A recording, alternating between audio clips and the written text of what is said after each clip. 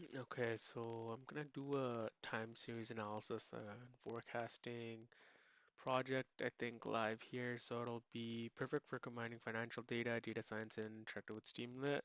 So it's basically a stock price forecasting app with Streamlit. Pretty simple.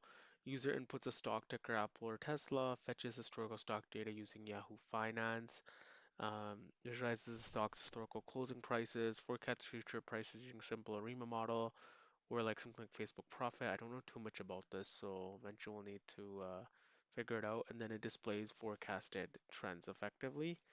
So we'll build this out here. So let's start with the initial code. One sec, let me just pull out my notes here. Okay, so let's start coding this out. So let's put a comment in. This is stock underscore forecast app.py. So this is what we'll run in Streamlit after. Let's import all the libraries. It looks like it already knows what libraries we want. So I'm going to import these in. Importing libraries. So import Streamlit as ST, Yfinance as YF, Pandas as PD, Matplotlib.pyplot as PLT, stats models, TSA ARIMA.model import ARIMA. So that's pretty useful. We're also going to import the date time from date time import date time and time delta. Yeah, and we can also import plotly, sure. Okay, let's give it a title. st.title. Stock price forecasting app. Yep, that makes sense. Let's put that in. Let's give it some sidebar inputs. Let's add ticker in here. Ticker is equals to, let me just move this a little bit lower. st.sidebar text input, enter a stock ticker. Yeah, that's correct. Um, that should be fine. Enter a stock ticker this. Alternatively, we could have ticker equals st dot sidebar dot text underscore input enter stock ticker value equals Apple, for example. And we can have the start date is equals to st sidebar dot date underscore input with start date value, yeah, date time now minus time delta. Okay, we can end date, end date time now. Yeah, it should be fine. Date input end date. Yeah, this should be okay. Okay, then we fetch the data. Fetch data. So at st.cache data. Then we have defining a function called fetch data. Ticker, start date, end date. Data is downloaded, ticker, start, and then end date. Yep. And then return data. Yep. This all looks correct. Okay, what else do we need here? Data equals load underscore data, ticker, start date, end date. Yep. So we'll get that. What else? We want to display the raw data. Display raw data st.subheader raw data, then write it. Okay, plot closing price st.subheader. We want historical closing price. Let's put that in here. Historical closing price, figure axis plot, that subplots, actual header data close, yep. We want the date, we want the price, yeah, we can do all this. st.pyplot fig, we also want a legend as well. Ax, wait, what did it say, set title? Ax dot legend. Yeah, we want some forecasting.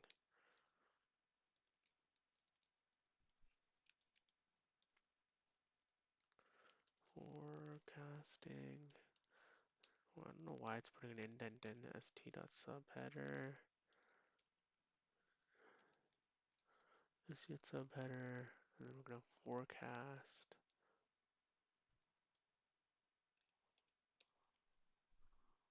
Forecasting. Future prices ARIMA. We're gonna say use only close prices for the stock. So TS equals data close. Then we're gonna fit the ARIMA model. Yeah, that's all correct. And then we'll forecast the next 30 days. Forecast next 30 days. Forecast underscore steps equals 30. Forecast equals, yeah, I think that's correct. Model fit forecast steps. Yeah, so those need to be done. Then we're gonna make a forecast date range. Create forecast date range. Forecast underscore dates equals pd dot date underscore range start date index -1. Periods forecast steps. Yeah, 1 to that. Yeah, let's put that in. Then we want to plot the forecast. Hopefully this all works out, otherwise I gotta debug it. Fig2 plot plus ex2 dot plot data dot index label historical forecast dates forecast label that. Yeah, it's all good. Then we have ax2 dot legend. Yeah, I think that should be good. And then there's next steps here that we can do.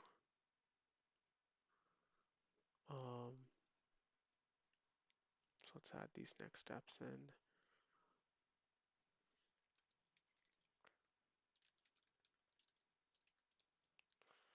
Profit for more robust forecasting. Add confidence intervals to forecast. Allow users to select forecast horizon 730 or 90 days. Add technical indicators. Example moving averages RSI. Then deploy the app to Streamlit Cloud. I think that's a good set of next steps. Okay. So I also want to open up VS Code here and then go from there. I had it open from before. So let's drag this here. And we want to make a new file, which is a Python file. We're going to switch the directory as well at some point. So let's copy all of this code that we typed in. And then we're going to go, why is it not making a new file? Python file, make it. Activating extensions. Okay, that's there. Put that in. We're going to call this stock forecast. Yeah, we're going to call it that. Put it in the downloads folder. What the heck? It opened another one. Stock forecast app. Put it in 30 days finance. Put it in here.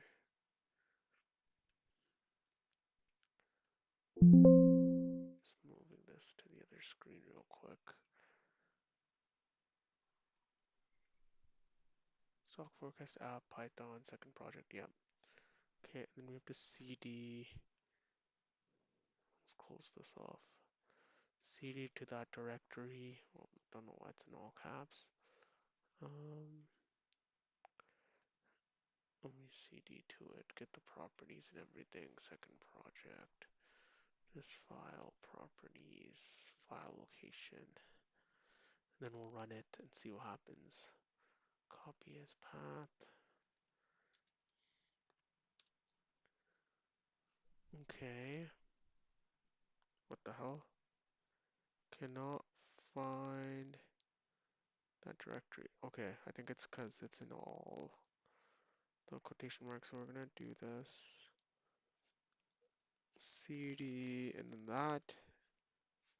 What? Still giving error. CD. Change directory to. Not there. This I want removed. Let's see if it understands it properly. There's always errors to go through.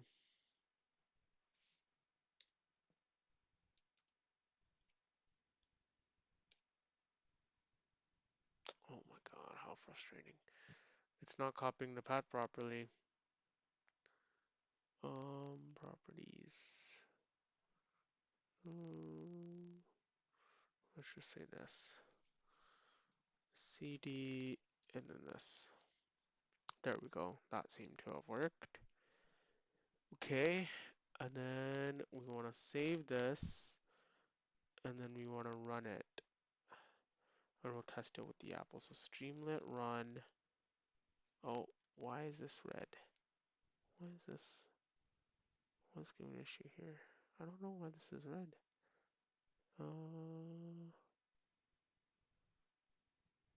Cannot find path. Not find path, and the path worked. Something about this is off. I don't know why. Stock forecast app.py. Let's see if it runs properly.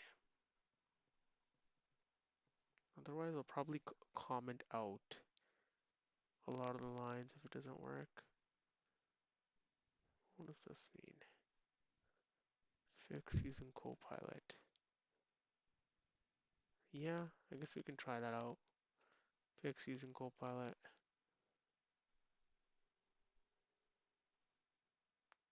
Fix the errors I have in my code.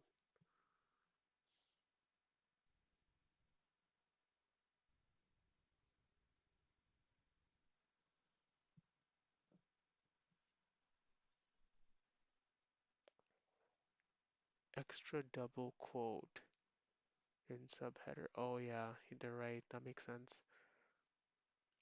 Okay. What else is the issue here? Right there. Is there any other issues with the code? Where is the next issue?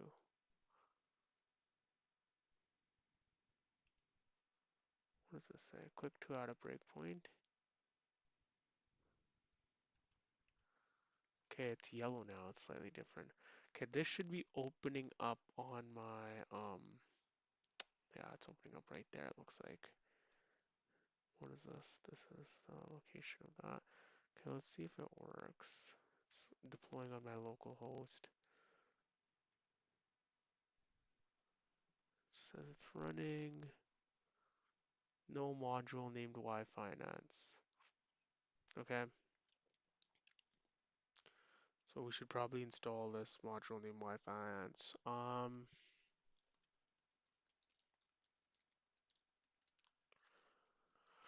So would we just do pip install and then Yahoo Finance? I think so, right? That's probably what we would do. Yeah, I should have probably made a requirements file.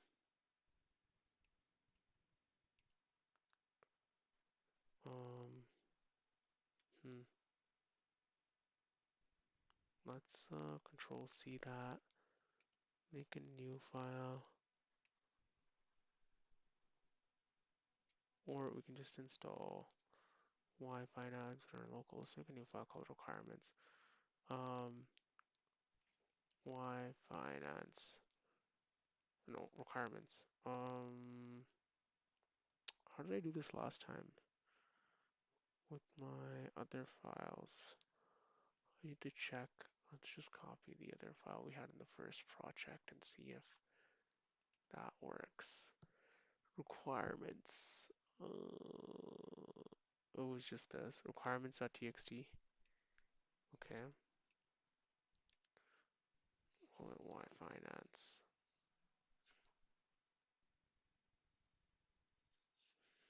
Requirements.txt.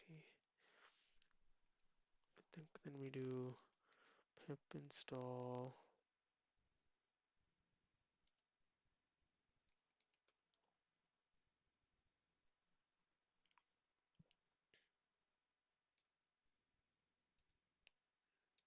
Think like that. Requirements.txt. Something like that. If I'm not mistaken. How do I install requirements file in VS Code?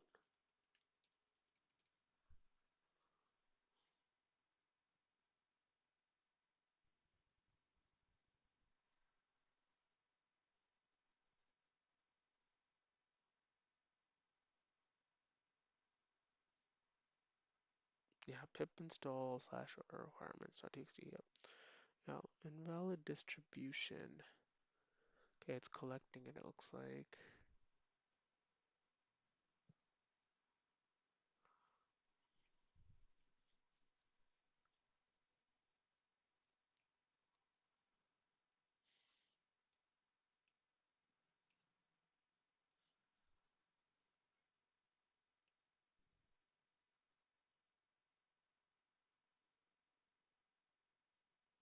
After this, it should work, I guess.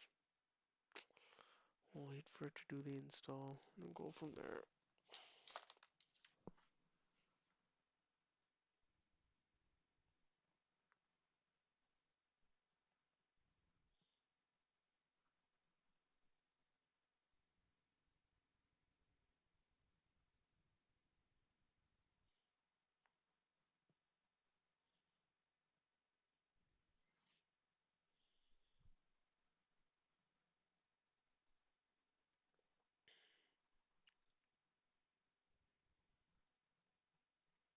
Should probably put my charger in as well. Let's do that.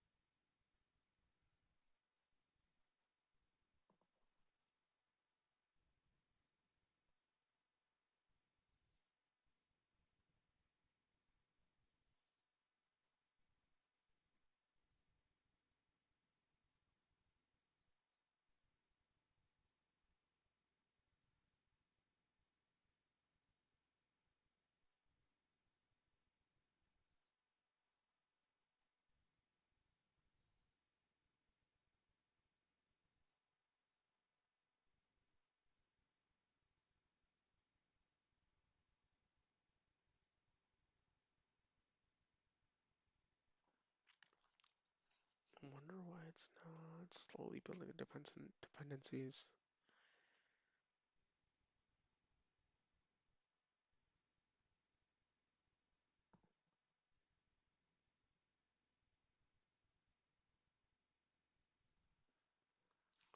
Maybe I should have made a virtual environment.